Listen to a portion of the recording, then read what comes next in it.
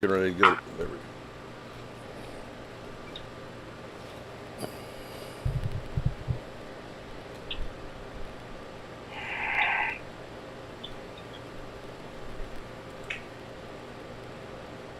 All right.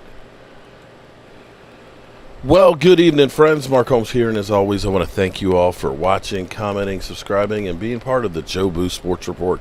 For some reason, that didn't do what it was supposed to do, so I'm going to try it again. Let's see if it works.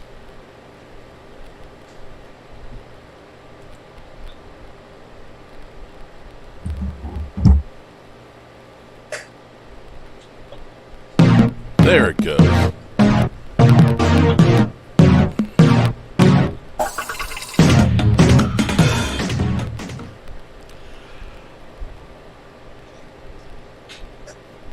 Okay, it is not. What the hell's going on? Let me try something real quick here and double check, because something's going on. Something's funny going on here, and I think it's that damn Roz. Roz done some crazy shit, I bet you. Let's try it real quick here and see if this works. Okay. I don't think I touched anything. Okay. How did meat sandwich over Dak Prescott? I would take Dak Prescott. I would take Dak Prescott. I would take Dak Prescott. I would take Dak Prescott. I would take Dak Prescott. You know what it is, Mark? It's the Barkley effect. I'm just trying to understand what the hell is going on here. Okay, I bet you this is it. How did meat sandwich over Dak Prescott? Okay. I would take Dak Prescott. I would take Dak Prescott. I would take Dak Prescott. I would take Dak Prescott. I would take Dak Prescott. Okay, hey guys, Mark Holmes here, and as always, I want to thank you all for watching, commenting, and subscribing to the Jobu Sports Report, because I am a village idiot, and if you weren't watching me, I don't know what might happen. I think the guys in the white suits might be. What the? Is the place on fire there, Stu? Cowboys about to be on fire this weekend. Oh, they better be. Let me say hello to Twan Stewart, who says he's got a lot of questions for us. Well, hopefully we got some good answers. I see Michael Gardner. I see Roland's review. What's up, Roland's? What's up? Oh, wrong one. Well, yeah, you know what? I'm just going to stop. I'm just going to stop and introduce. What is going on today? I don't know, man. Maybe it's that stank of Rashid. It's the Barkley effect. I don't know, but something's just not right here today. I just can't seem to get my shit together. That's what happens when you get here late. And that's what happened to me. I got here late, getting set up, and I tell you what, we're just going to go ahead and go to this mainframe camera. How about that? There we go. Let me welcome to the show, Brother Roz. What happened to your background? Well, I was just kind of showing y'all, but hold on, I got you. Okay. I got you. Man, look, y'all just look. They're just messing with me, y'all. They are messing with me big time. And Stu, how are you doing today, man? I'm doing all right, Mark. I'm doing all right. I think Jobu's upset that Barkley is on one of his teams. But oh, don't remind me. You know, see, I don't think Corey understands my thing here. It was kind of like last year I had Miles Sanders on the team, and it was just like, dude. And then Sal got Zach Ertz. I'm like, dude, you know, if it's ending up being a difference between a win and a loss, whether I have to take a Giant or an Eagle player, I'll take the loss. Because you can't win when you count on a Giant fan. I mean, on a Giant. I just can't. I just can't. We're going to have a little audio disruption here while I mute my computer speaker so I can have the show in front of me. So forgive me. There we go. Yeah, I know. But like I was telling you last night in our group text, he's the only non-Cowboys fan in his defense that's managing any Jobu's mutts with you. So he doesn't have that built-in bias like we do. He's very analytical minded, and he spent hours coming up with his chart flow that he drafted off of, and Barkley wound up in his lap. So you have to understand, though, my mentality here, okay? Oh, I know. Okay, I've never cheated on a significant other, okay? All right? You know, I believe that if you feel the need that you must cheat, then what you need to do is let that person know, hey, look, you're not giving me what I need. I got to move on and move on. Yep.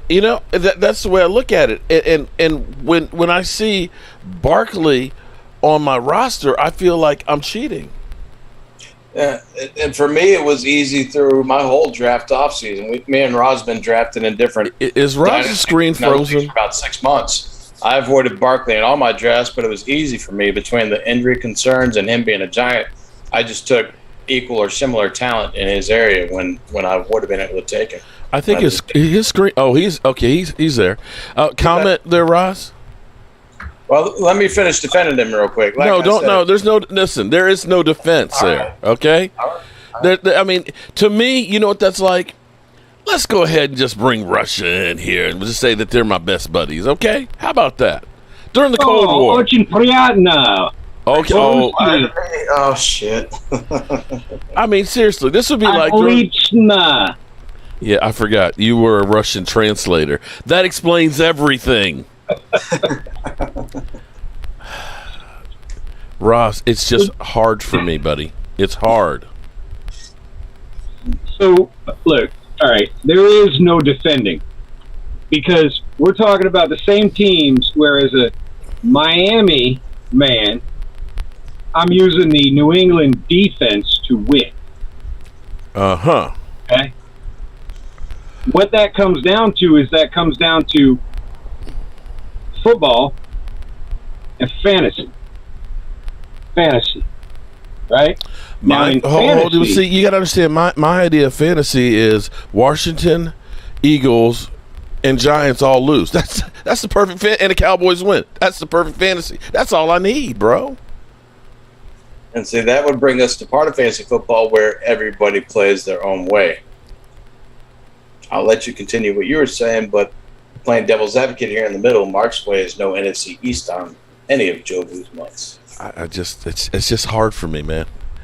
And what I'm doing in the first ever era of Jobu Sports Report fantasy football, we have 5 leagues. Yeah. And in 5 leagues, I am managing 1. Yes. With you. Yes. In that 1, you got drunk while I drafted. Which means you are not to blame for Barkley being there. Just like...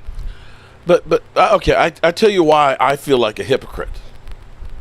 Because I am that guy who says he's a bust. I keep saying, is it time to start saying bust label on him? And yet he's on my fantasy football team. And that's just it. That's the beauty of it, Mark. I'm here to help you. Help me help you. It ain't helping. Because he's not a bust. I literally woke up this morning and said, my God, I got Barkley on my fantasy football team. He is still the... literally, my wife running back in the league looked at me and she said, "What's wrong? You look like there's something that's really troubling you." I said, "I have Barkley on my fantasy football roster." See what you're doing to our friend. I mean, I literally woke up with that nightmare in my head. So, all right. If it makes you feel better, depending on how we roll out this week, we'll bench him next week. Understand, you cannot drop a Barkley. First off, ESPN won't let you. All right, he's on the do not drop list or cannot drop list. What? But nobody right now is really doing any of the trading, which is understandable with new people and some of them less experienced. So we can bench him. Nah. But my argument to you would be, if we go 2-0, then we bench him and lose. What you want to do? I'd rather lose than have Barkley. So you'd rather give up a chance to put a title next to your name, to lift a trophy that you made for yourself. Listen. There is middle ground here, folks. Barkley's going to be just fine. The man hasn't played. It doesn't. See, you think that winning is more important than my conscience. That's what you're saying. No. But after the season's over, you can clean your conscience by saying, I will never draft Barkley again. That's bad juju on the sheet. My middle ground here would be allow Ross to show that Barkley isn't a bust, and in a game or two, when he's shown that, here's what you guys fail to understand, though. If it was me, he'd already be traded. No, listen. He could have had 200 yards last week and 3 touchdowns, and I would still say the exact same thing. You're preaching to the choir with me. I literally would say the exact same 23 thing. teams, not one it's share just of Barkley something wrong with rooting for the enemy. 23 teams, no Barkley here. Look, Ross is like, okay, fuck you then, man. I'm gonna get rid of him right now. I was just actually answering. I was just getting Twan because he's been waiting on a chit chat. What's up, Alicia? Shout out to you joining this channel. I mean, coming in and checking us out here while I literally melt down. Did you check out the last the TikTok mix? Because the reason I ask is in that TikTok mix, we said we had Kapizzle.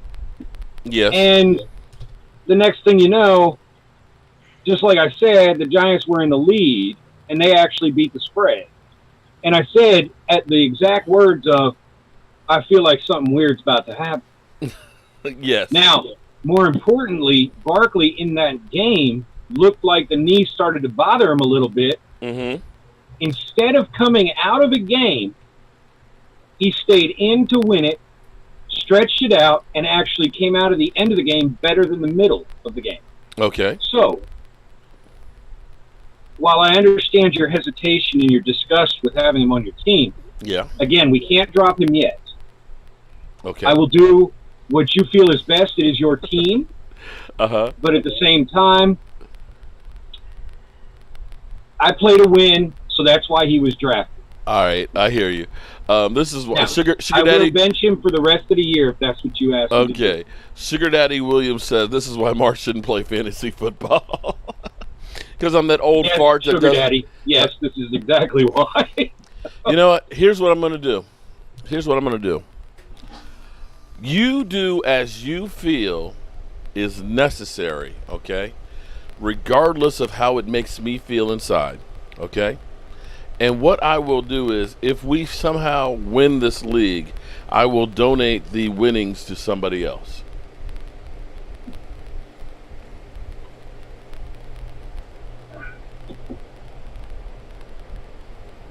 Hey, we also have 4 other teams that he's not managing without Barkley that we can. There you go. There you go.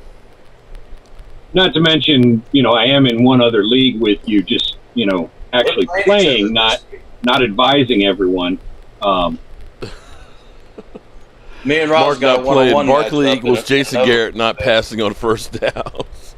It's going to take Barkley 1 year to recover from the injury. I have to agree with my man Michael Gardner on that one too. All right, well let's go ahead and move on. We'll get past my hurt feelings right now. Okay, we will literally play the violins for my hurt feelings and stuff. So. Welcome, everybody, into the chat. Jet Lee, Dante, what's up, Dante? One of my biggest supporters right there. Tim Cameron. Sugar Daddy Williams just shaking his head. He's like, Mark Holmes, you're a fucking idiot, man. It's only fantasy football. It's not real. I get it. Twan Stewart, I saw you said you had a couple of questions and like to know what those questions are. And D2 Stu, welcome to the chat. D Stu, long time no. Oh, that's you. Yeah. That's you. I know the guy. It's this guy right here. In the picture right here. So, being the guy who's an idiot who's saying drop, Barkley no matter what, it's Saturday. What should somebody be doing? Because I've actually been getting a couple of ESPN things, and I don't know if you guys get these things on the team or not, but I don't know what to do with it. But I gotten another one last night. Let me see. Oh, Lord. I got a trade proposal. I'm not even sure which league. Oh, it was declined. Okay. I think I declined, or he declined it. No, we actually were rejected. We were trying to sell Gainwell to get Kenyon Drake. Oh, you made this proposal. I was trying to get rid of Gainwell off of our roster. I thought he was trying to trade with me. Okay. So, what were you trying to accomplish there? We have Kenny Gainwell Yeah. mainly to keep him from other people, but at the Wait a same minute, time, he's an Eagles running back? Are you killing me? Holy which is why I'm trying to get rid of him, because I knew you weren't going to be I'm happy. sick of this shit. I'm gone. Oh. So in fantasy football, sometimes there are surprises that none of us can see coming. Yeah. Like the boss finding out that we had Kenny Gainwell on the bench. I can't lie. I think I have Hurts in the one league that I'm not managing, Jobu's Mutts. But at that point, you just have to learn how to separate the player from the jersey. I need the headphones back on for a second. I was like, where'd the sound go? No, that makes sense. No, I need to talk directly to the boss for a second. Good. And I'm sorry you had to find out about Gainwell that way. I hope you're not upset we have Kenny Galladay as well. Oh, Lord. Should we just call it now? Go wash our face? Like, I feel like I should scrub. Holiday. Hey, you left Mark speechless, I think. Look at that. Mark. You The killed following messages are brought to you by... So I do see that Twan Stewart does have some questions out there. We can work on those for just a brief moment here. And Okay. You know, the number one rule about Fight Club is you never talk about Fight Club. And the number one rule for Jobu's Mutts is we don't sleep with the enemy. You understand where I'm going with that, brother? Absolutely. And I do want to say that the only rule I was aware of at the time, and I'm pretty sure I could go back and check the video, and maybe I was wrong, but I thought I heard, don't draft any Eagles. Enough is enough. And I'm pretty sure that was the only thing I knew about at the time, because Stu was giving me a ration about Rager at the time. And so I avoided Hurts, I avoided Rager. Gainwell came off the waiver wire, so I didn't break the rule. Okay. I just apparently must have missed the rules. Wait. Let me see if I've got this right. You have not one NFC East enemy, not two NFC East enemy, but three, or are there more? Are there more? I don't think there's more, but I'm actually checking right now. Holy fuck, man. Roz. I am going to have to literally, this is just like you a spy, okay? And this is now Mission Impossible, and I'm going to disavow your ass. But I got you Dak and Amari. Fuck. There's tears under the lenses. Fuck. Dak and Amari Cooper. Let me ask. Okay, I know you are the analytics guy here. I understand that. And the non-Cowboys fan, obviously. But why would you get two offensive players from the Giants? They got Danny Dollar Store, that mother humper. I have talked more trash about those guys and that offense, why it's going to fail, why Galladay is going to be a bust. I compared this situation. That's harsh. Cowboys up north. No. Hey, what's up, Mark and Stu? No, dude. Mark and Stu. I'm not even here. You know, because here's the thing. You've been disowned. Literally, I compared this team and what they did to what the New York Giants did a few years ago, and everybody said, oh, man, they got Brandon Marshall. Man, they got Sterling Shepard. They got Brandon Marshall. They got Odell Beckham Jr. with two-time MVP, Eli Manning. How you going to stop it? And I said, you know how you going to stop it? Because their offensive line is trash. And I said they're going to go down the toilet. And that's exactly what they did. And as I look at that team... Just prior to winning the Super Bowl and making sure the Patriots didn't end up undefeated. No. This was after that. So you have to understand what has happened and transpired to the New York Giants. They were Jobu'd. You understand that? After their last Super Bowl victory, Jobu went to his very first game. We were in New York City actually giving back. We were there in Harlem. Charles Haley was there. Me and Charles Haley, we built a climbing wall along with some other people. And there's a picture of him and I climbing on it like we Spider-Man. This is pre-knee joint replacement stuff for him. We went to that game, Jobu's first game. In fact, Jobu actually had straw legs at that time, okay, before he had to do the body replacement. Jobu actually went to the training facility of the New York Giants that year. We went to that game, and of course, all of the Giant fans were like, look at the Cowboy fan with this little doll baby. Are you going to cry? Because that was their Super Bowl party. Much like the Tampa Bay Super Bowl party that the Cowboys should have won. We beat them. Super Bowl party, season opener. And since that time, you know that the New York Giants have only made the playoffs once, in which case they lost that one. They have been cursed. And the following year when we went back to New York because we had to do a photo shoot, the community director said, you don't have that voodoo doll with you, do you? I said, you mean Jobu? He said, yeah. He's not allowed here any longer. After you left, bad things happened to this team. That is a true story, dog. I'm telling you.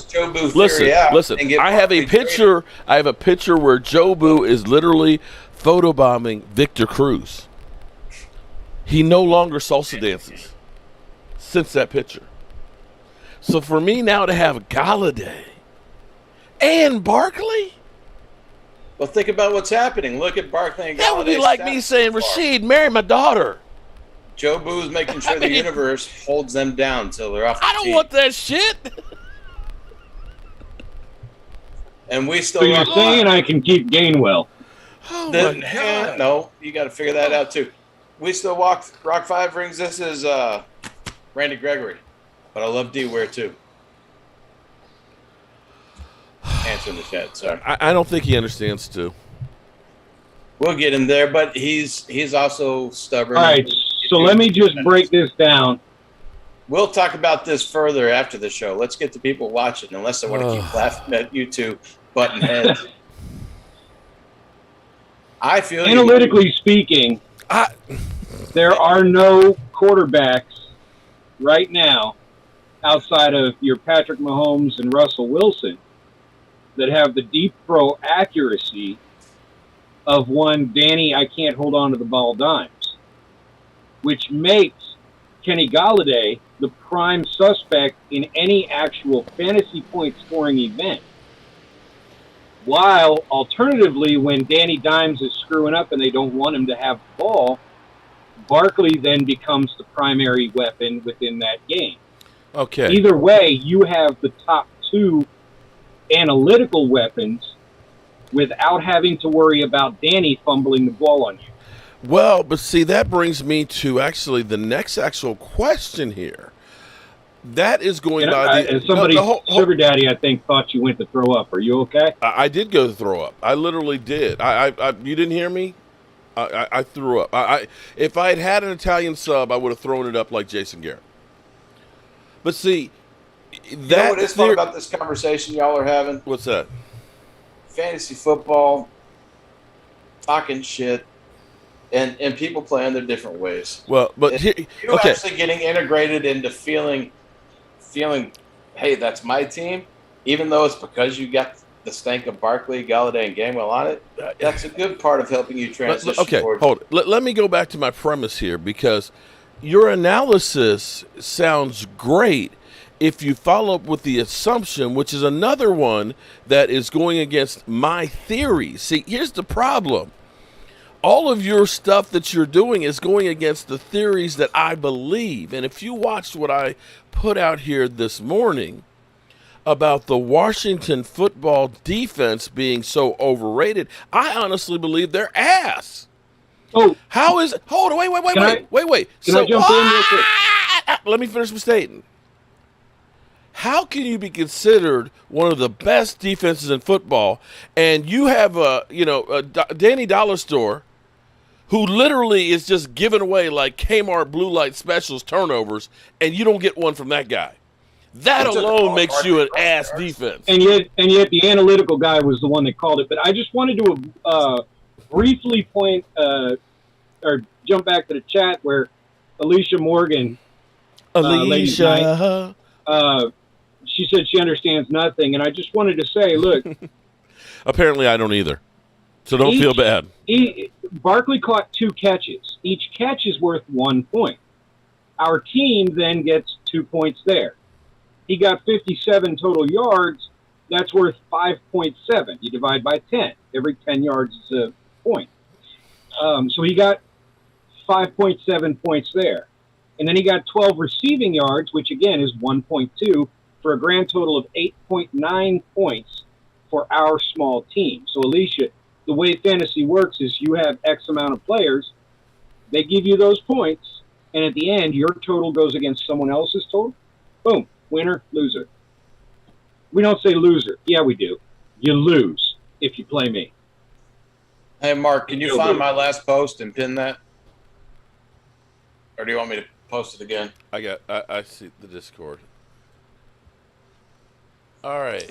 Who was that was saying they're here for the Twan for the first time playing fantasy football? If you're not on Discord, join that link, and me and Roz are available to help talk to you. Definitely. Yeah, don't ask me anything because I'm the village idiot, okay? So understand, I am just like literally. So you are the super fan that I am trying to help win without losing your fandom. Well, see, and translating things, again, we tell you every week, Mark, when you break down different games, when you break down different players, that's all translatable to fantasy football. You're doing what we do. You're just missing the disconnect of putting it on the computer game, but that's what we're helping you with. Your analysis, your team, the way you feel. I feel the same way about Barkley because of the injury issues. Okay. And, of course, he's a Giant. So you that's have to your team, and if that's the way you feel, then your team should reflect that. You have to understand how I feel when it comes to the Washington football team, the New York Giants, and Philadelphia Eagles. I mean, you have to understand. What? They got the shipment. What? They got the whole shipment. I want that son of a bitch dead. I want him dead. I want him dead. I'm dead. What am I, alone in this world? Did I ask you what you're trying to do? Did I ask you what you're trying to do? Hey, Mark, you're giving out Joe Barty's to all the winners, yes? I want you to find this Nancy boy Elliot Ness. I want him dead. I want his family dead. I want his house burnt to the ground. I want to go to the middle of the night. I want to piss on his ass. That's how I feel about Giants, Eagles, and Washington players. I want them dead, man. Okay? And yes, we'll be doing Joe Barty's for all of the league winners and stuff. And I guess we'll do stuff for the second place. I guess we'll do a big Joe Barty for first place and a small Joe Barty for the bottom. I mean, the next tier, and maybe a toilet bowl for the loser. Obviously, or excuse me. In JSR 2, obviously, you're going to donate the Joe Barty that I win. Yeah, okay, yeah.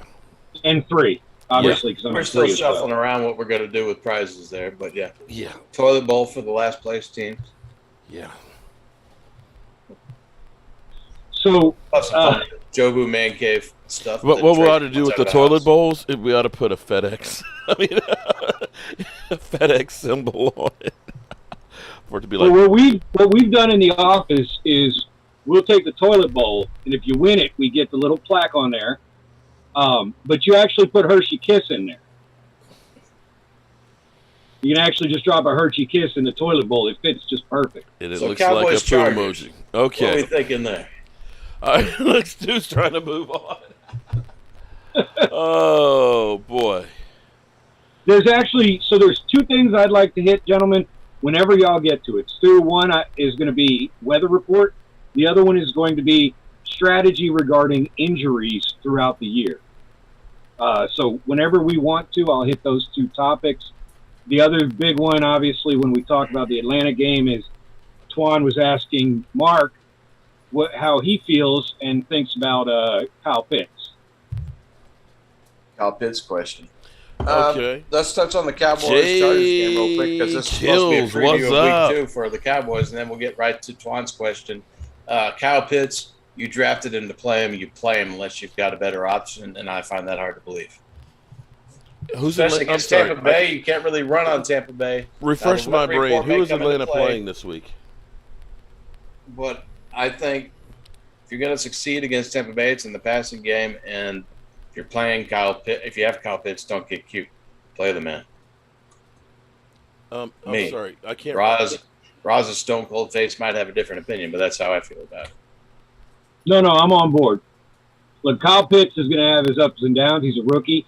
I don't expect him to break the record or even match Evan Ingram's, but if he does, it doesn't shock me because their objective is to use him as a wide receiver, not a tight end. And a wide receiver transition from college to the NFL is so much simpler than any other position except for running back. Well, dude's okay. The easy comparison people talk about is he's Megatron playing tight end. You play that guy. Brother Roz. Question for you. I am sitting here on the thought that Matty Ice is melted. That he is now a puddle on the field. He's no longer ice. And I don't Matty slushy. No, he's beyond slushy. It's just all wet. It's just a puddle. And I think that the Atlanta Falcons are just a really, really bad team. And I know that they're going to be going against Tampa Bay, who will be, blowing them out. And it'll be garbage time, a.k.a. Rashid. But are we sure that they're going to be able to even score against the Tampa Bay Buccaneers playing garbage time? They couldn't score against the Eagles in garbage time. Week 1. True, it was week 1, but okay, they were playing the Eagles, and now they're playing Tampa Bay. Oh, yeah. It's Eagles, going to be tough on them. Tampa Bay. Just like they with scored us, if you're 6 points against the Eagles and that's at home. That's Calvin Ridley. So, I'm just going by my own personal thought. I know you don't really know what teams are, but, till about October. But we know that Matty Ice without Julio Jones, who's having problems with the Tennessee Titans, that it just seems like you would throw a rookie rookie tight end? Really? Mark, with fantasy football, tight end, I told you on all those draft days, is one of the toughest positions to play. Rodgers got this look. Goes. You got Kelsey, you got Waller, you got Kittle. Then from that tier, Hawkinson and Mark Andrews. Once you get past there, you can kind of put Kyle Pitts in that Hawkinson, Mark Andrews. I put them on the bottom of those two right with them. After that, it's a take a dart and throw it at the dartboard, see who's going to get a touchdown. And Kyle Pitts, like Ross pointed out, they also use as a wide receiver. He's a freak talent that we haven't seen come out of the tight end position before, and they're going to throw him the ball. You use that opportunity, you use the talent. You don't get cute, you start the guy because he has, in regards to fantasy football terms, a better chance of scoring points than any of those other guys that are a dime a dozen below him. Goddard might be up there, but after that it's junk, mostly. Roz, I know that look. I know the exact look that you're giving me right now because I've done that look before. You are thinking in your mind, I have found the dumbest person on the planet. Aren't you? I know that look, man. I wouldn't say on the planet. Yes, Twan Higbee is a good. I mean, there's billions of people. That's context, though. Knowing that you have Higbee with Stafford, that's a good tight end to have. You can go with him over Pitts. With Pitts going against Tampa Bay for sure. Okay, I got Ramalama over here who's, all of a sudden thinks that they've already punched their playoff tickets and everything else, who is saying that it's nice that we're playing ladies' night and they should be playing that for the Dallas Cowboys defense. I was just noticing 5 Rings made a point that let us know that the Dallas Hooker is back. The Dallas Hooker is back? Oh, yes. I'm glad the Hooker's back. Get out there and make the turnovers happy. That's right. You know what? Hey, he's a cheap hooker, too, because it didn't cost us a lot. And so, Attacking that Cowboys offense versus the Chargers. Biggest worry, Joey Bosa.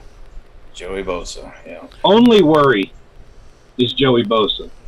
They're having some issues already with their secondary. Like Derwin James gets hurt every year, but their secondary and Chris Harris is out too already. Chris Harris not is being out. so hot.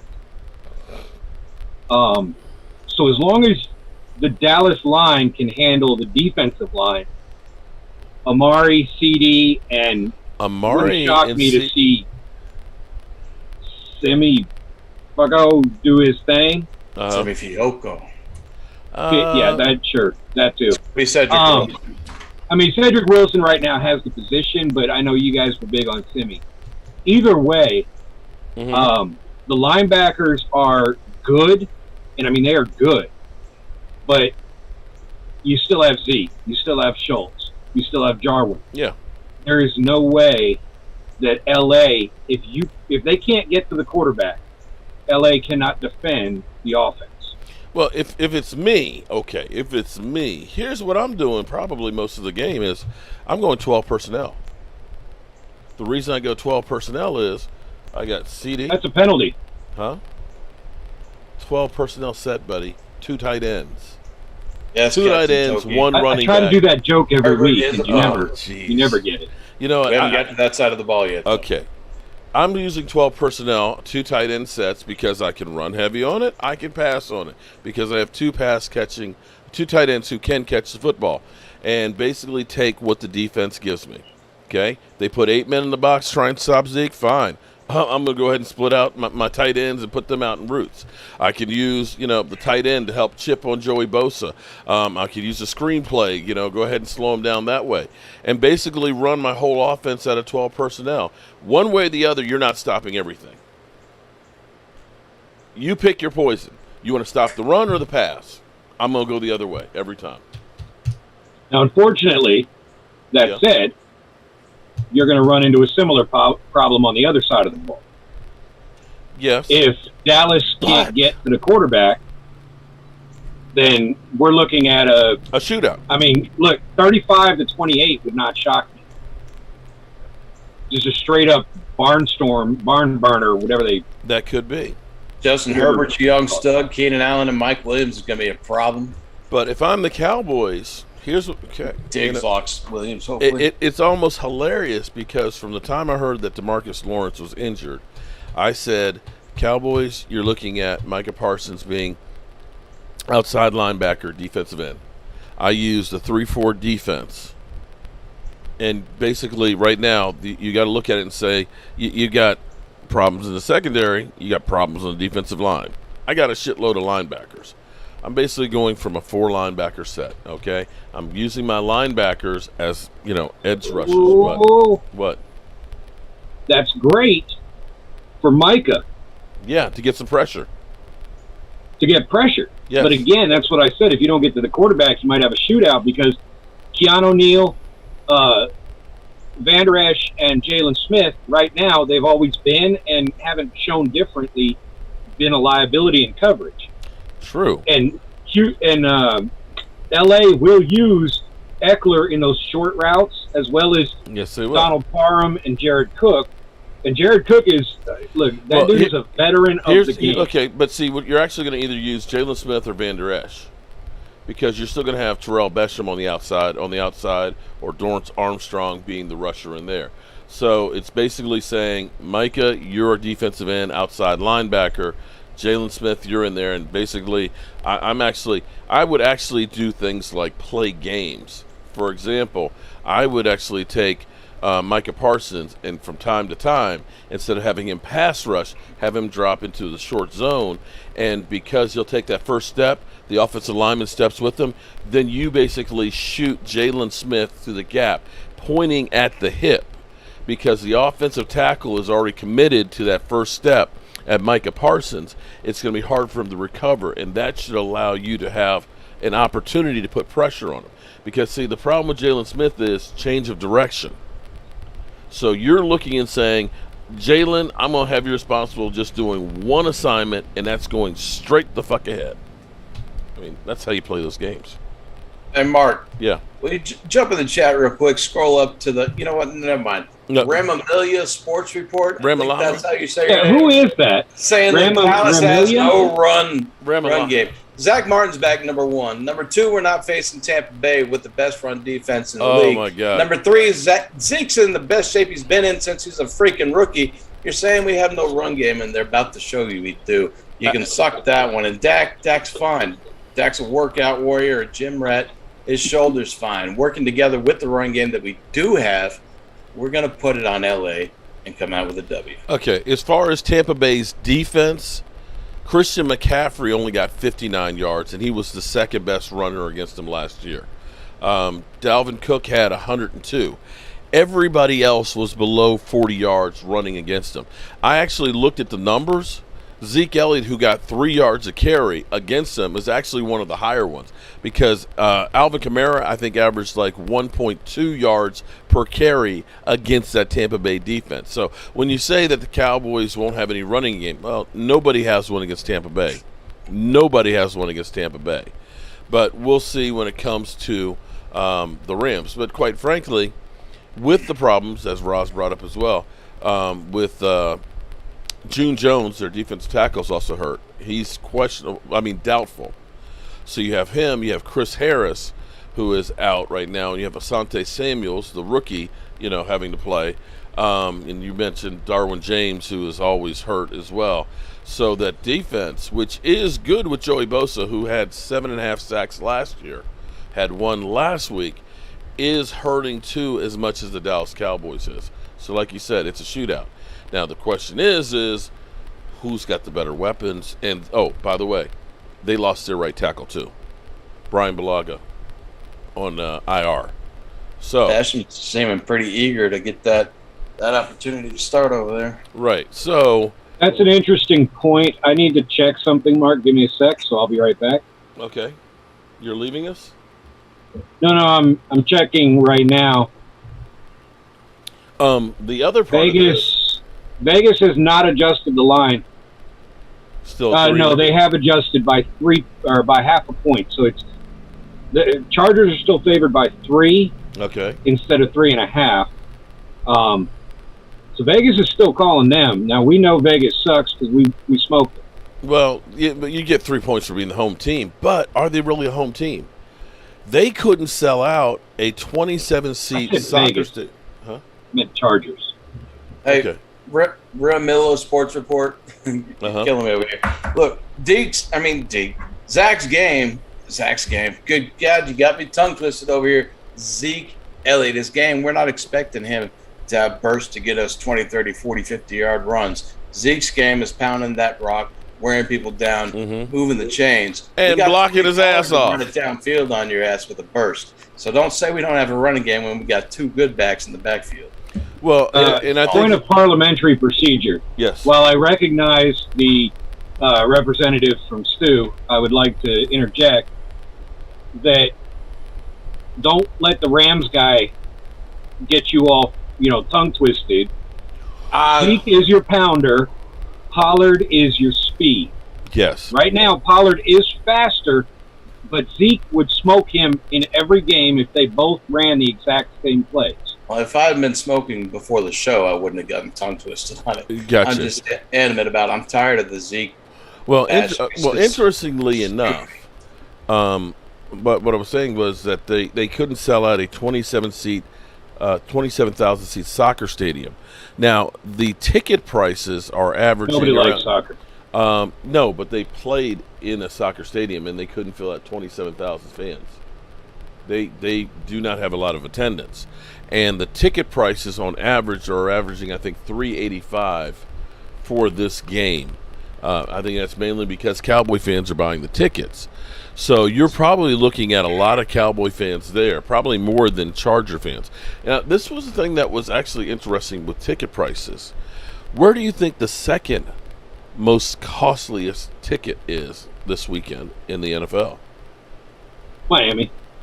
Nope. It's not about the price. It's about the experience. Okay. I was going to say, because, 49ers Philadelphia is the second highest average price. ticket.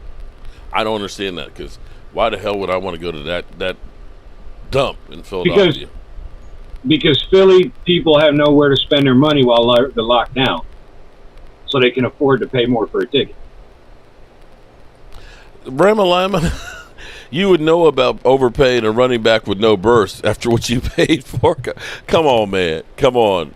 Oh my God. Seriously, I mean, let's be honest for a minute. We all called the Rams to beat the spread this weekend. Okay. Yeah, we did. But at the end of the day, the Rams blew a Super Bowl that the Patriots had no business being. Oh my God, that was the ugliest Super Bowl I've ever seen in my life.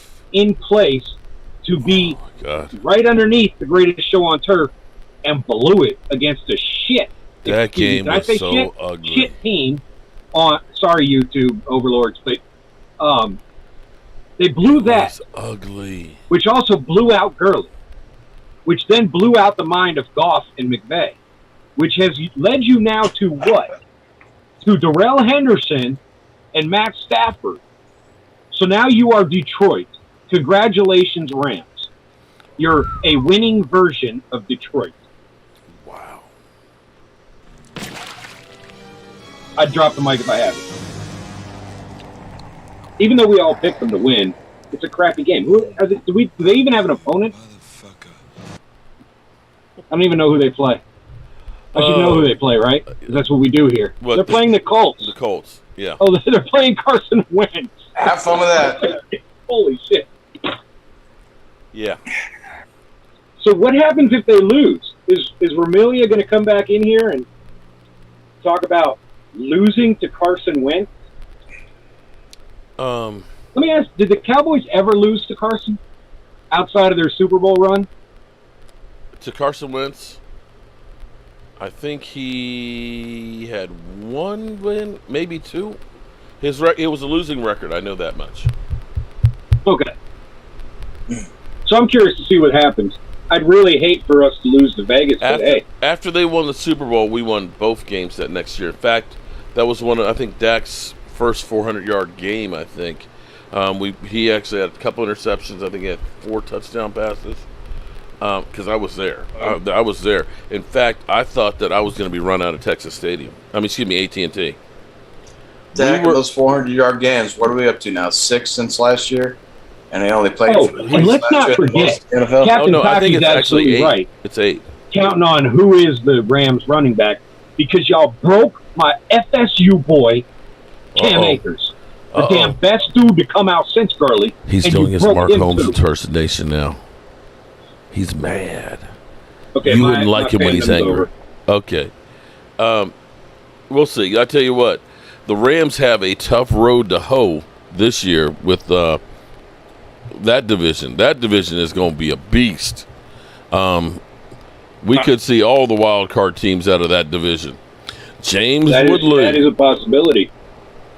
How funny would it be, and I'm not saying it would happen, but how funny would it be if Goff goes to Detroit, turns out being better than he was in L.A., Stafford goes to the Rams, and they don't get accomplished what they thought they would? Well, I'm still betting that Stafford is a bust. Stafford has 2 years at the most to get a Super Bowl ring. And he's not done after that, but after that, the team as a whole is going to be completely different. Hey, Terry Lee in the house. Terry Lee. Did you get it already, Terry? B.A.M. Glad you enjoyed it. Thank you so much for that super chat, man. How much time have we let the Romelia Sports Report? He's cool. Oh, we were touching on. No, he's cool people. He's cool people. We welcome fans of other teams now. That's what we're doing. I mean, we're talking. Yeah, but everything that like I'm reading the chat and everything they're saying is just like it's almost like a Skip Bayless spin track, you know. It's like it's like something they heard on the radio or something. He's high. Okay, let's call it now, because he's already said Stafford for MVP and Super Bowl book it. Okay, man, stay off the crack, man. Please stay off the crack. Jessica, what's up, Jessica? How you doing today? Cocaine is a hell of a drug. I mean, come on. I don't even have that one out here, but Stream Deck. I didn't bring it out here on here because I kind of screwed up. But, dude, come on, man. You know, he may have a good season, but MVP and Super Bowl? Dog. They'll be lucky to get past round one of the playoffs if they even get in as a wild card. Something that Matthew Stafford has never done. 0-4 in the playoffs. So, moving on. Okay. You were talking moving about on, and while we're talking about Matt Stafford, let's get this game out of the way. Okay. Rams going. Detroit ain't winning. Okay? That game's over with. Monday Night Football, handled. Okay. The Packer game you're talking about. Okay. So Yeah. you're saying that Aaron Rodgers gets back on track. That it's no longer these nuts. It's a good get-right game versus Detroit Monday night. It's real simple. He's not going to intentionally lose. He won't throw the game, which means as long as the guy that holds the piece of paper with the headphones on, The play caller? there you go. As long as he don't screw up, the rest of the team is going to play. Now, we just lost Zadarius Smith to injured reserve. Okay. But we got Devondre Campbell starting right next to Chris Barnes as linebacker. Uh-huh. And right now, that is about as solid as we can be with Amos in the background backing him up.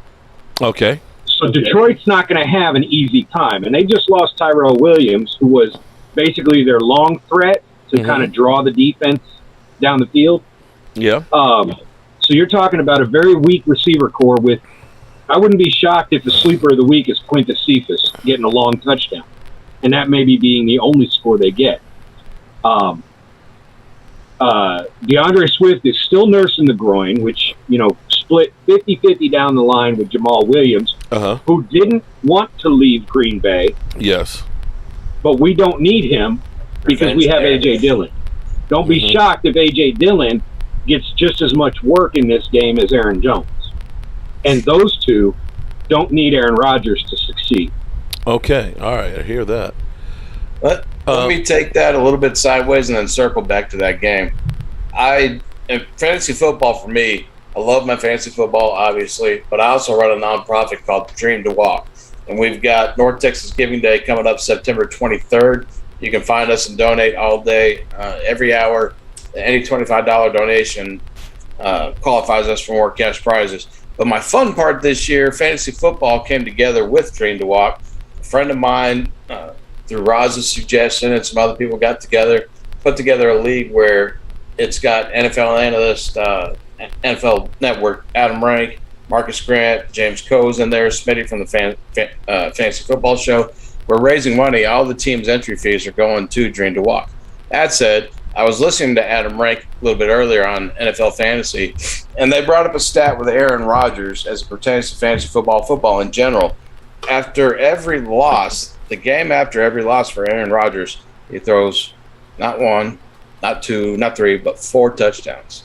And he's playing Detroit on a Monday night after getting embarrassed last week. Start Rodgers. If you don't have a better option, you could do worse than going with A.J. Dillon in the flex because, like Ross said, he could get a lot of work there. Both running backs in Detroit, startable. I'm not saying, also, Stu, I absolutely agree with you. I'm not saying by any means, if you have Aaron Rodgers, you drafted him to start, you start him. What I'm saying is, if he decides that he's not going to pull extra Aaron Rodgers running around, putting himself at risk, throwing Hail Marys, if he's not going to do all that and he's going to stick to the plays, Green Bay's still going to have an easy game. Right. Dillon's a great That's what I'm option. getting at. Dillon's a great option in the flex if you don't have somebody that you know is going to get guaranteed workload and you're kind of taking a flyer. Throw Dillon in there on Monday night and let the big boy get a goal line carry for you. Is Abe Shepard okay? What's that? You guys got no clue. We are in trouble versus the Chargers. We'll be 0-2 before we face Philly, and I'm not sure we can beat them. No. Hey, we're here for you. We'll have the confidence for you that you don't have. And when we win, you're welcome back. I mean, just wow. Wow. And San Diego, I mean, we can't act like they're not going to be an issue, but they're not Tampa Bay either, and we almost took Tampa Bay out week one if it wasn't for the kicker. You're still going to be a game behind Philly, but you're going to win. And a win is on the right path. Okay, well, that brings us to the Philly game. Philly against the 49ers. Nah. Bye-bye, 49ers. You had a good time. Bye-bye. You think the Eagles are winning that game? Look, I know y'all hating on me, okay, but I do analytics. That's what I do. I told y'all about the defense is kind of an unknown, but it's young and strong. Yes. It's not really so young as much as it's strong as a unit, okay? Uh-huh. They're not world beaters. They're not going to the Super Bowl. I don't know if they'll make the playoffs. Like I said, they're second in the division to Dallas as far as strength. But what they are is they are able to take down a 49ers offense that's going to have either a late drafted Elijah Mitchell or Trey Sermon running the ball when they didn't even want Trey Sermon on the damn field in game one. Knowing Raheem Mostert would get hurt, they still didn't want their top drafted running back they traded up for to play. Okay? These guys are not world beaters. All right, those running backs. Then you have Jimmy G and Shanahan's going to play around with that Trey Lance crap. Yes. But they're having internal problems, which is why Ayuk was in the doghouse. Some of it they're trying to play off as his hamstring, but he's returning kicks. If your hamstring's bad, that's the one damn thing you're not going to do. Yeah, you're going to run out and you're going to play decoy on a route, but you're not going to return kicks against an entire defense. True. So that's crap. Then they lose Dre Greenlaw, one of their top defender guys, is on IR now. Their guy that's coming in, Al Shahar. I don't even know if I said that right. Azar Al-Ashir. Anyways, he's just a backup linebacker. He's never been a starter, never going to be a starter until now. And only because they're putting guys on IR. But everybody's got it. I mean, look at the injuries we got going on here with our team. Look at the Chargers. Look at Philadelphia. What do they have going against them? First off, understand something, too, about Philly. I know you don't want Gainwell on your team, but he was my number 2 running back in this class before he took a year off. He dropped down because we didn't know really what he was coming back in as. Okay. But 2 years ago, he was damn near the best running back in college as far as prospect model coming to the NFL. So now he's a backup to Miles Sanders, and they can run the same scheme or better than Shanahan's running. Okay. I'm just saying that Philly has the model to beat San Fran. Yeah, now, beyond San Francisco, we talk about them losing. We literally cannot have that happen.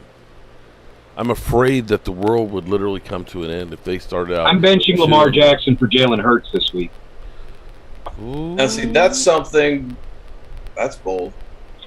I don't feel like Roz does about Sermon. Part of the reason that Sermon didn't play. Everybody hates me. Sermon doesn't play special teams. Well, you're on my shit list. And allegedly, that's one of the reasons that he wasn't activated last week, because they already had backs they were going to use, and he didn't offer anything on special teams. He's a big boy, first and second down goal line type of guy with burst. He will be in the game. Elijah Mitchell, who Roz prefers over Sermon, is going to get the start. That Shanahan running game, how many no names have become names in that system? Raheem Mostert was a special teams guy. Nobody saw that coming. And if the dude could stay healthy, he'd have been really damn good. And he is in spurts. But I just think San Francisco can use that running game effectively enough to keep the score within reach. And it comes down to Jimmy G. If Jimmy G limits the mistake and he can find Debo, and they can actually get IU some work, and they just Kittle. I mean, hang on right there, Stu. Hang on, I want to get back to you because I want you to run through that passing game. What Stu said is right. I prefer Mitchell to Trey Sermon because Trey Sermon did spend most of his college career injured, which was a concern coming in. He is a fully capable running back in the NFL. He's a Devin Singletary or a David Montgomery style. He's not a Zeke, but he's also not a Mostert. I prefer Elijah Mitchell because of the speed of the game now and the way the running backs are used. I wouldn't say he's a Pollard clone, but he's that model. Okay, Kenny Gainwell, Tony Pollard, James White. He's that model of being able to do everything beyond just running into the line. Now the problem with Elijah Mitchell, and this is why I'm not going crazy over him, and I didn't pick him up everywhere. The problem is that Shanahan will never truly trust one guy. He will give one guy the bulk, but the first mental error, a pass block, a fumble, maybe even just a bobbled exchange, right? And all of a sudden, the world changes. So the passing game, Stu, that's going to be key to this game. So what have we got? We got Ayuk supposedly playing, right? Yeah, Ayuk could be playing unless you know something that I don't know. As far as I know, he's not in the doghouse. Yeah, that's some coaches like that, like the running back mix in Tampa Bay with Leonard Fournette and Ronald Jones. You want to trust one guy, which would be Ronald Jones, the starter, but one fumble and he sits for the whole game, like last week, and kind of like in Shanahan's offense with the 49ers backs. That's why they always had the rotation. But Elijah Mitchell and Trey Sermon, regardless which has the lead, they will use both. And I think that run game is effective versus the Eagles this week. Okay. I wouldn't be shocked to see maybe 40, 50 yards for each of them. Whoever gets the touchdown is going to be the fantasy asset. I see more touchdowns through the air on both sides of the ball. Last week I did a TikTok talking about the Philly game, and they were actually projected by Vegas to do about 22.5 points. And I said on TikTok with the Vegas thing right there, I said, look at 30. It's a different type of game they're playing out there. It's not the Carson Wentz, Doug Peterson Eagles. Yeah. Debo and Kittle with the San Francisco 49ers. You got Devontae Smith, Rager, if you need a flex. And Ertz is 100% off the injury report, so he will play. He has no he actually was he went back into the game, or wanted to, and he actually came off the injury report. So they basically are coming into the game healthy, which is more than we can say for San Francisco right now. In just week 2, the San Fran's already losing guys like they do every year. Yeah, well, we know about that one too. All right, you were talking earlier about, and you sent us a link on the weather affecting some of these games this weekend. And I know you want to touch on the Miami Dolphins, of course. I called Miami to win. Now, I called Miami to win before I knew about the weather, but let's just talk about the weather for a minute, all right? Okay. What I want you to know is that Florida is going to be damn hot. It right? usually is. There's Florida hot, there's Texas hot, and then there's what the hell just happened, because Jacksonville against Denver, Tampa Bay hosting Atlanta, and Miami hosting Buffalo. They all will have a huge, and we're talking like 70 to 100% humidity index, which makes an 80 or 90 degree day right more like 105. That humidity, believe me, I know about now, it. I would actually like to ask, because it's been a long time since I played. Well, then again, Mark, it's probably been longer, but you played more. You played more of the game than I did. You know, we had leather helmets when I played, just so you know. I understand. You were part of the development of what the football actually looks like now. You went from that round thing to actually stretching the pig. But, yep. Humidity. How do cramps, we know they give them IVs if they cramp. Right. But how bad can a team really get if the sweating becomes too much? Oh, I mean, you can be like Ty Nsekhe, where you're dehydrated to the point where you have heat exhaustion and heat stroke, and you got to carry your ass to the hospital. and get an IV and spend the night there. If you're not used to playing in the heat and stuff, it's like going to Denver and playing Mile High. If you're not used to the lack of oxygen, you get tired. You get winded. But yeah, that heat and humidity, if you're in Buffalo, of course, they don't have the humidity. They don't have that heat. It's going to be a different ball of wax going down there this time of year. What's the temperature supposed to be like tomorrow? So all temperatures are going to be high 80s to low 90s by kickoff. Yeah, it'll be and it's steamy too. Now, I will say that the stadium now is partially covered, which helps because I was there when they had the Super Bowl with Prince as a halftime show, and when it rained, it was literally like waterfalls coming down through there. But it's hot down there. It's hot. So we got 1 o'clock games for both the Jags and Miami, which means it's going to hit peak heat, and then it's just a matter of how much humidity, if there's going to be any rain. And Jacksonville, there's no cover out there. And if it rains, it's not supposed to be a cooling rain. It just makes it steamier because all that is evaporating, and it's literally you feel like you're playing football in a sauna. In Pennsylvania, they call it muggy. Hey, I'm going to go. It's like a sticky wet, you know. I want to make something clear real quick, Roz. I'm sorry to step on you, but Jay Plunk, it's always fun in games. It's never personal. I was complimenting you. He's an Eagles fan in there, and we get all those Eagles trolls. We love Philadelphia, our favorite Eagles troll, who says the same shit over and over and over again. An original comment from Jay Plunk said, "Ask Siri who leads the division," and I just kudos to you because that was a good one. You know, it's so funny how right now the Eagles trolls things are, your dusty old rings, because before you guys had a Super Bowl, you would always go back to the World Championships. Well, we had 3 World Championships. And now it's like, oh, your dusty old rings. Don't talk about that old stuff. You have become exactly what you used to despise. It's kind of comical and sad in the same breath. To answer one of your chat people, I'm pretty sure Jabril Cox is still out, right? Yeah. Yeah, he's not going to be playing yet. Thank you very much for the compliment, though. I appreciate that. Now, when Jabril Cox, we're past that game, but when Jabril Cox comes in, when you have those 5 guys that you can rotate at linebacker, Micah becomes a pure weapon. He becomes the honey badger. He becomes the Buddha Baker. He becomes your piece that changes the game on every possible play. Well, interesting you say that, because the Chargers' whole thing is where's Micah? That is their big focus, is where is Micah? You have to be cognizant of where he is lining up every single play. They are trying to say, we're not going to let that guy beat us. And one game into his NFL career, that speaks a lot.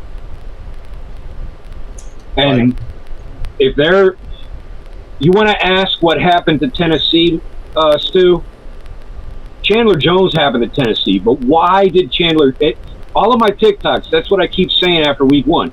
Why? You have to ask why it happened. I actually have written down. Go ahead. Right here. Why? Why? Why? Why did these things happen? Chandler Jones happened because they added J.J. Watt.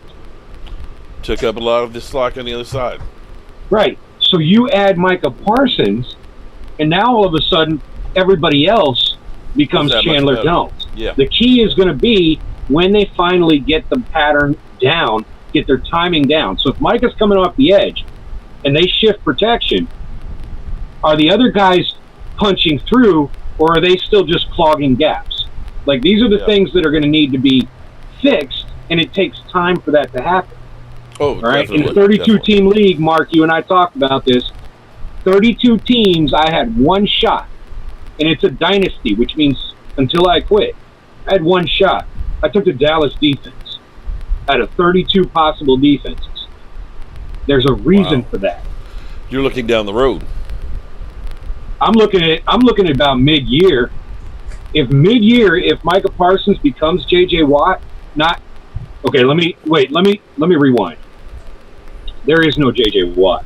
Abe, stop, Abe, please. Don't be. I'm not gonna call you on. Abe is. That's why I said. Is Abe oh my God, he's just like. Oh my God, he's so depressed. You know, if that happens, so be it. But I'm not gonna go ahead and be sad today all the way until kickoff. I'll deal with the game after it's over with. Don't waste your energy thinking, "Oh, it's gonna be." Don't ever waste your energy on what ifs. Worrying never fixed anything. What?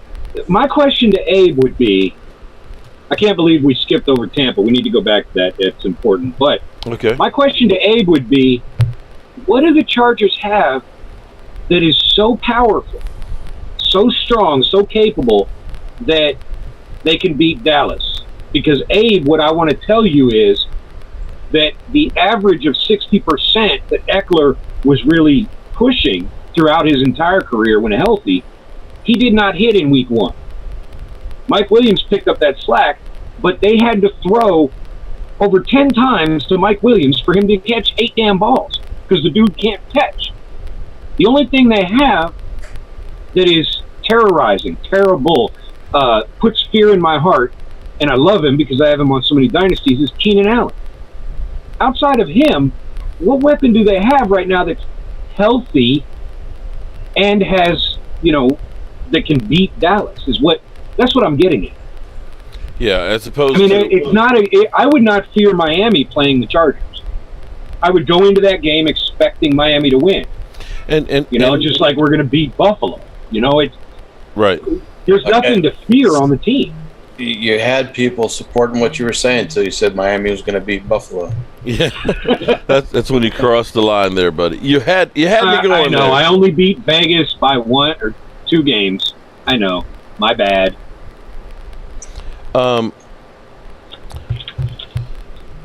Tampa Bay had more weapons than you could shake a stick at. Everybody's like Anthony Brown, man. He was asked, but the reality is they were going to go to somebody, and you couldn't roll coverage, you couldn't double team. There were so many people that he was going to be out on an island. And to your point, they don't have as many weapons as Tampa Bay had. They don't have the offensive line that's as good as Tampa Bay's was either. And as much as we think Justin Herbert is great, he's not Tom Brady, not yet. So we should be able to do a little bit better in the secondary. It's going to be nice to see what we got with our hooker. Everybody gets happy when they got the hooker. Who does Diggs? I'm excited to see the Cowboys hooker.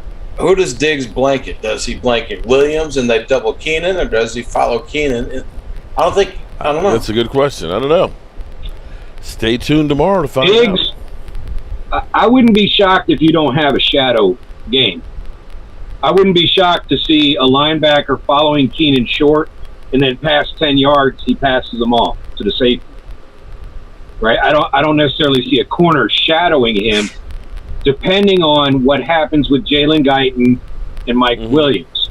Because if they run a 3 wide receiver set, you're going to have to put your corners out wide because Herbert can throw the length of the field. Right. Some of what I was hearing this week from Jeff Kavanaugh and some other people that I was listening to was putting Diggs on Williams to shut him down, and then everybody else on Keenan, whether it's like you're talking or a cornerback combo, safety cornerback, but doubling up on Keenan and letting Diggs eliminate Williams. Right. I would not be shocked to see a 21-28 game with the Cowboys leading the charge. Vegas, I think, is calling Dallas. No, they're calling the Chargers to win by 3, but the points, I'll pull up the points real quick from Vegas, but it should be a high-scoring affair, I would think, on both. For fantasy purposes, you definitely want to start both quarterbacks. I got to think that the over-and-under's got to be at least 58. You want to start Cooper, you want to start Lamb. 55. Okay, I was close. I mean, you're starting them anyways, but they're going to have even better games. Zeke, don't be scared to start Zeke. Chargers, you're going to start Eckler, even though he's not my favorite top end guy. Keenan Allen. Yeah, I know you don't like identifying top 12 guys, but Eckler is one. Yeah, I mean, I can't argue that he's there, but he's one of those guys that I try to find somebody of similar value and take that person and avoid Eckler and the possible hamstring and other injury issues. Captain Taki's agreeing with me on the score, so we're both going to We're both going to take the under against Vegas. Okay. They're calling 55. Are you picking the Cowboys, or did you pick the Chargers? I took the Cowboys. Oh, that's right. We had a sweep on that. Uh-oh. Mike Williams, when healthy, is a great flex. And if he stays consistent, which is a big if, and he maybe takes that Michael Thomas role that the coordinator had New Orleans, Mike Williams could be one of the steals of the draft this year if he stays healthy. But not this week if Diggs is shutting him down. Well, Abe Shepard was saying that, thank God we didn't try and move up to get Kyle Pitts. Your thoughts on Kyle Pitts? Just, don't worry about so Kyle real Pitts. quick, before we jump Kyle Pitts, Stu, I'm going to hand it off to you on that to start us off. But Atlanta, Tampa Bay, we've got that same heat issue going on. There's one difference, though. What's that? They're calling for halftime to end of game. They're not sure it's going to happen, but they're actually calling for thunderstorms. Now, the difference there is the thunderstorms that are coming in, they're expecting to be low temperature thunderstorms, which means basically the heat is going to build to a point where it drops the temperature. So they're also an afternoon game. Yeah. So that's one where if everybody's okay by halftime, expect them to be okay to the end of the game. There's not going to be that. They're not going to have that same effect that Jaguars and Miami are going to have with the heat stroke type of thing. Okay.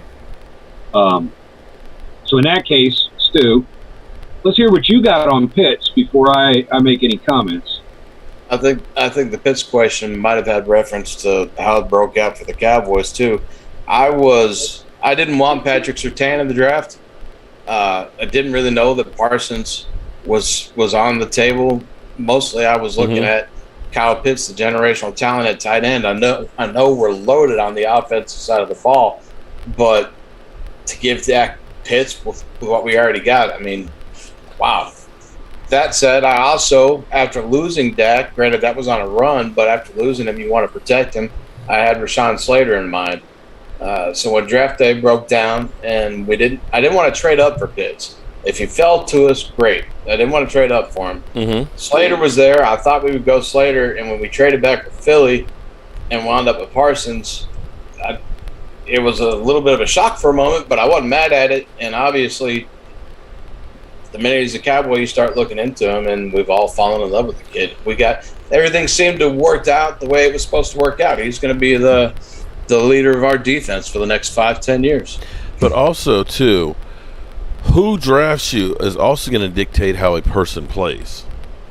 Okay, because, looking at CeeDee Lamb going to the Cowboys was a great situation because they already had Zeke. You did have Dak throwing to him to begin with, but you had Amari Cooper and you had Michael Gallup. So you weren't exactly thought to be the guy coming out the box.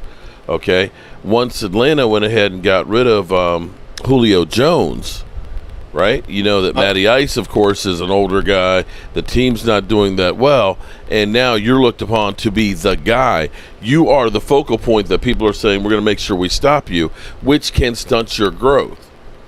And many times there's a lot of guys that come out and they just go to a bad situation and they get ruined because they don't have time to develop because of the teams that they were picked on.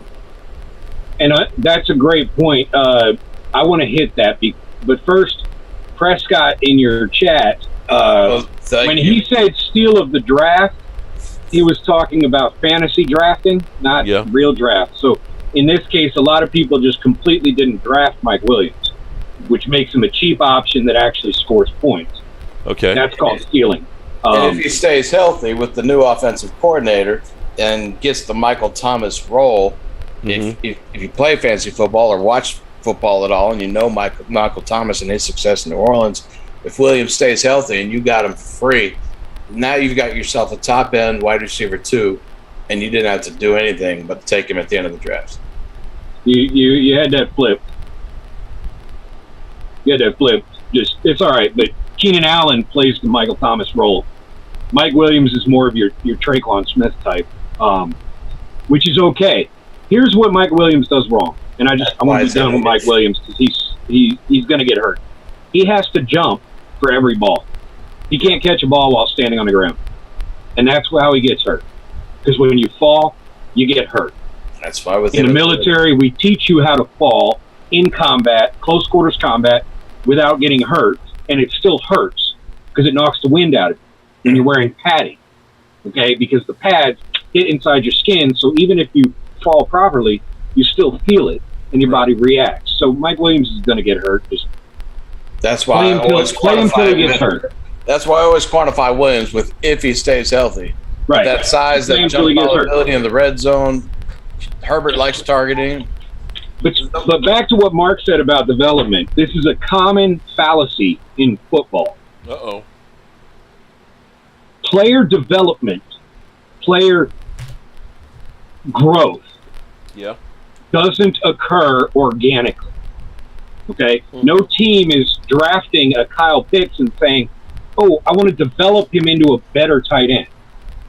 They're drafting him to play the role, like Mark said, that they drafted him for. Mm-hmm. If he has mentors like an Amari Cooper or a Michael Gallup or even a Dak working with him as quarterback, that's the psychological development. And then they have to practice on their own. Yeah. Like those commercials of Tom Brady back, a few years ago of him, constantly doing the same thing over and over and over. That's how you get the muscle memory. And that's how you actually play the game at the speed that they play. Mm-hmm. So player development doesn't happen organically. No coach is out there magically making a guy better. So just something to think about when you're listening to talking heads, and especially around draft time when they're like, oh, Antonio Gibson, that kid was a great receiver, running back / they're going to develop him into a downfield runner. No, they're not. They're going to put him in that position, and he damn well better succeed or go find somebody to teach him how to succeed, like an Adrian Peterson who had him last year. Yeah. True on Sorry. That. Okay.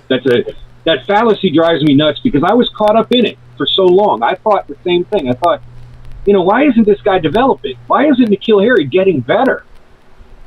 Here's another. And analytically, we broke the model because N'Keal Harry was the best in several years since like the 2015 class, and he sucks because he chose not to find that mentor, right? Not to learn and not to improve himself. Well, see, here's another thing I'm going to touch on here, and this kind of gets off the rails of games tomorrow. But a lot of times you'll get guys that are from, the football factories that everybody thinks are automatically going to come out and be great because they were great in college, but then they get to the pros and all of a sudden they seem lost. And yet then you find guys that nobody really cared about or knew about anything that, end up being successful. And to me, part of the reason is a lot of times you go to a school, you've always been the guy, everybody's always said you're great and everything else. You go to a great team, a team where guys that are second and third strings could be starting on teams that you're facing.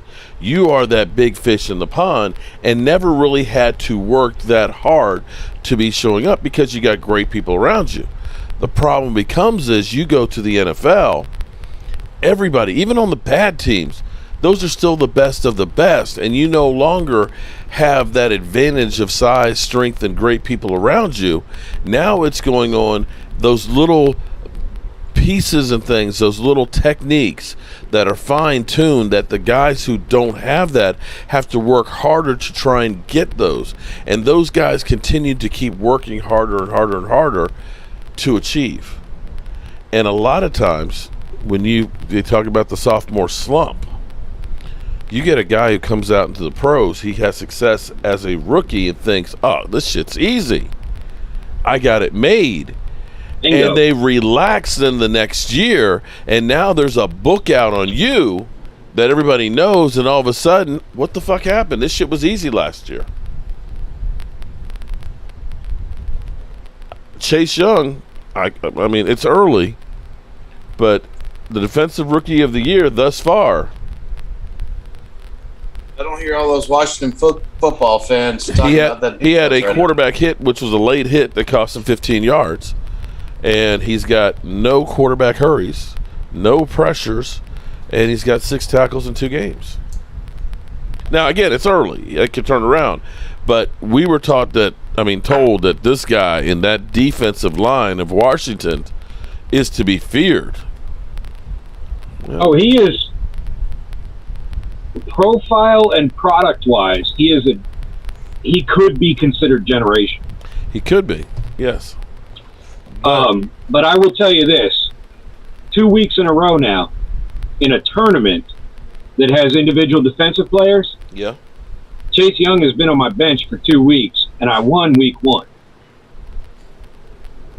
So we'll see what happens week 2, but he didn't really do anything for me this week on my bench. Who does Washington play next week? That I was scared about losing. Who does Washington play next week? I can't remember. Yeah, I'd have to look. Okay, all right. I don't have the schedule in front of me. Why don't I have the schedule in front of me? I don't know. I know the Giants have somebody. I mean, we got the Eagles. The Giants have... I have the schedule right here. Do the Giants have Kansas City? I would have said the Giants have Kansas City. Let's find out. I thought I had the schedule. Why isn't the schedule here? Welcome to Jobu Sports Report. Where we don't... Broke-ass media. Here it is. Team-by-team schedule. Okay. I'm sorry. I skipped over. Washington has at Buffalo. Giants play the Falcons. Ooh, at Buffalo? Washington is about to go home crying. Because after Miami beats them in the heat, Buffalo is going to be pissed. Yeah. Okay. After Miami. And the Eagles and Cowboys. Okay. And the Giants might be able to get back on the board because they play the Falcons. Okay. All right, we're coming down to the Giants are going to be 0-3. You think they're going to lose to the Falcons? I don't think they might win week 5 against New York in London. Wow. Mike Davis is a better running back than you got in week 1 and a better running back than you'll see against Tampa Bay. I think they can use him a little bit more against the Giants. Okay. Joe, wait a minute. So if Dallas beats LA, let's just say they beat LA, right? Yeah. Just for the sake of argument, they win. Great. Yeah. You're 1-1. Then you beat the Eagles. Right? Yeah. Then you beat the Panthers. Then you beat the Giants. And all you got to worry about before your bye is at New England? Yeah. Versus Mac Jones. Hey, and check it out. Miami just gave you tape. That would make you 5-1 going into the bye week. I mean, I'm not saying that's hypothetically, I'm worried about San Diego tomorrow. Okay, I'm not looking that far ahead. But this is... You had me look at the schedule. That's why I don't look at the schedule. Well, this is at least where you look at it and say, okay, D-Law's going to be lost for 6 to 8 weeks, maybe a little longer. But we'll get Gallimore back. He's already beginning to work his way off of IR. He should be back by October. I got to bring him off my IR. You'll have Lyle Collins. Back. You'll have Lyle Collins coming back after the bye. I mean, well, after that, somewhere in there, 5 games. You'll end up getting D-Law back next week. So you're looking at saying, okay, we got more firepower coming to go down that stretch after that. But the schedule in general, the worst games you have are New England, Kansas City, and the Cardinals. And, of course, your division. Oh, no. Cardinals are going to be a tough out. I'm sorry, we got New Orleans, too. We got New Orleans. Wouldn't shock me if Kyler is pushing towards that MVP. Okay. So I went all in on Drew Lock this year. You don't say. Yeah. But that was because I wasn't going to pay for the Kyler Murray jump. Okay. But you had Lamar Jackson. You had Josh Allen. This is Kyler Murray's year. If he doesn't make a run at the MVP, get out. Sell him while you can for a big profit. All right. Well, we're actually... Because if he doesn't step up this year... We're running against the clock here because it's actually time to get out of here. But I'm going to ask one quick question here because in a shocker, kicking the Green Bay Packers' ass, Jameis Winston, do now you look differently at him, or was that just a one-game aberration? If you want me to take this first, Stu? For me, I've always been a Jameis guy, even when he was tossing interceptions for fantasy purposes. He seems under Sean Payton's wing after the LASIK surgery. Mm-hmm. I'm a believer in what Winston can get done in this Saints offense. especially once Michael Thomas comes back. But even right now, I wouldn't play him over. I still don't have him in my top 12, but if you want to carry a second quarterback, or if you're in a 2 super quarterback league, you definitely want to get Jameis up and going. But Jameis is going to be fine. I'm looking forward to seeing him succeed. Okay. Unless they're playing us at some point. And Brother Roz? Jameis was never a bad quarterback. He came out number 1 in his class that year. True. And the only problem he's ever had was turnovers. Yep, 30. But in all of the turnovers, if you go back and watch post-game film or post-game like Sports Center or NFL Network, yeah, they always talked about one thing. Oh, look, Jameis made a mistake so he can make a comeback. Right? Like, he always fought his way back from his own mistakes every time. It wasn't until the 30-30 that people really were like, oh, this dude is off. Like, before that, everybody was a Jameis fan. Okay. And now that his eyes are fixed, with Sean Payton, if Sean Payton picks you to be his quarterback, man, sky is the limit. Yes, and yes, like Stu said, he's not in my top 12 yet because I want to see it without any receivers. But if he continues to play and win, lead the team to wins himself, okay, then man, he's got to keep climbing. All right. Okay, well, Stu, what do you got to add here as we get before we get out of here? Oh, anybody that's listening, September 23rd, next Thursday, I run a nonprofit called Dream to Walk. We raise money for people with spinal cord injuries to get therapy that insurance doesn't pay for. And back in 2019, we partnered with a company called Mylan. It's a company that makes exercise bikes with free motion electric stimulus, stimulates your muscles that are supposed to be doing the motion, helps reverse atrophy, prevent atrophy, helps with range of motion, circulation, builds muscle. Typically, for somebody with a spinal cord injury to go to a facility and use a machine like that, it costs about $100 an hour, the same as the one-on-one specialized therapy. What we do is we buy them to put in people's homes. So far, we've given 4 away to put in people's homes. So they get that health benefit at the house, and they don't have to spend money out of pocket. So that's what we do. And on the 23rd, you can find us on Facebook. I'll be posting up on Twitter at Dream2Walk. Links that you can go to on North Texas Giving Day. There is no minimum amount. You can donate whatever you feel like donating, but if you donate $25 or more every hour throughout the whole day on the 23rd, if we get at least one donation of $25 or more, it qualifies us for random drawings and cash prizes from some of the sponsors that are involved. Right. That range between $1,000 and $2,000. So. And we'll probably do some live streams during the day to remind people about that too on Thursday. So definitely, sounds good. Definitely.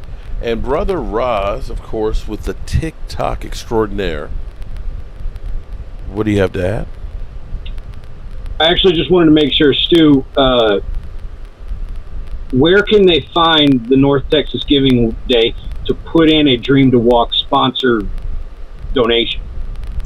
You can go to www.dream2walk.org, or you can find us on Facebook for right now. All right. But on that day, it'll be on Facebook, Twitter, the website. Okay. And you can find us on YouTube. Under the About Us section, there'll be a North Texas Giving Day button that you can press right there, and it'll take you to where you can donate for North Texas Giving Day. All right. That's the key. So that button. Mark, if you want to do any kind of fantasy, because we do this all the time. Yes. I'm going to leave with this. We do this all the time in the fantasy community. Scott Fishbowl is the biggest at it. Uh-huh. We do pod-a-thons. Okay, we do live Zoom football talk streams. Okay. And people can just donate money all day. Now, normally there's a GoFundMe set up, but in this case, he's got the button. So we can always push that. If you want to do anything like that, you just let me know. Sounds like I'm on board. I'll get some material together. Not sure I can get anybody on short notice, but definitely would be willing to, put in an hour, a couple hours of talk to support North Texas Giving Day. Besides that, my TikTok's right there. That's all I got. Okay, well, also, too, we're bringing something new to you guys as well. Because, what? Wednesday? You talking about the Wednesday? No. Just coming soon. We're going to be having a fantasy football talk, so that way you can get into the deeper dive on fantasy football, deeper than I can understand. Because, see, the problem when I start talking fantasy football, I start thinking with my heart as opposed to my head, and having 3 players from the NFC East literally just hogs up the whole conversation. So you need to take me out of the equation, so that way you can get your real deep dive from the clown over here, Roz, who literally is like a Rain Man when it comes to statistics and stuff. He knows what he's doing, and I understand that, but it's just makes me feel so dirty, so damn dirty. Would you like a balloon? No, I don't want a balloon. And with that being said, Hold on, Mark, real quick. What's that? I'm going to post a link for North Texas Giving Day for you to pin to this. And anybody that does support us on the 23rd, I tell everybody, thank you in advance for your support. Together we can make a difference. And it really does make a difference. No matter what you donate, $5, $100 or more, it all goes towards helping us help other people with spinal cord injuries. Amen on that one. And there you go. As far as that fantasy talk that we're going to be getting into, like Mark said, it's not really Mark's bag. We're helping him kind of learn a little bit and get behind it. And we've got the Discord community to help channel members with, and anybody else that's not a channel member, but members are guaranteed to get our help when they ask for it in the members only areas. Me and Roz, we've been playing for 20 years plus. Well, he's 20 years plus. I'm right at about 20. There's all sorts of different formats, all sorts of different rabbit holes and tunnels we can fall down into. If you're playing fantasy, it makes more sense. Or if you're learning fantasy, Mark's tasked us with kind of a fantasy football for dummies type of version, him being the dummy. So we're there to help. And when me and Roz do get to that point, there's a JSR Fantasy Report YouTube channel, and we'll start eventually doing live streams there. And we'll figure out the Discord issue. There's not an issue outside of us having time to get together on it, but Discord offers a audio visual live feed situation we can do there too. We'll get more into that as we figure some things out, and we'll let y'all know when we start up with that. All right, and with that being said, we're gonna end it with this, y'all. You know how we this is just gonna be an ugly ass game, and currently the Giants going to FedEx Field are getting 3.5 points. No! Toilet bowl game of the week. Something weird that's about to happen. Cop Hizzle gonna pick the Washington football team. No! I'm an idiot here, and I actually believe that Tyler Heineke is actually better. Fires. It's Mark Holmes here. Call some penalty right there. What a barn burner. Cop Hizzle. Butthole is tight as can be as Washington has the ball on the 35-yard line with 24 seconds left. Takes a snap, looking, fires. It's Rashid versus Mark Holmes here on this kick. Keep your money. The $200 kick, okay? Keep your money. He missed it! He missed it. What? What? No! Are you shitting me? Are you shitting me? It's on the Giants. It's on the Giants. Wait a minute, hold on. I think there's no chance. Pizzle! Look at Pizzle! It's good! And that's $200! Look at Pizzle! Hey! I want $14 from you, Lord. Oh, Pizzle! Sweating in the sun. Oh, no, he didn't go to... Felt like a million.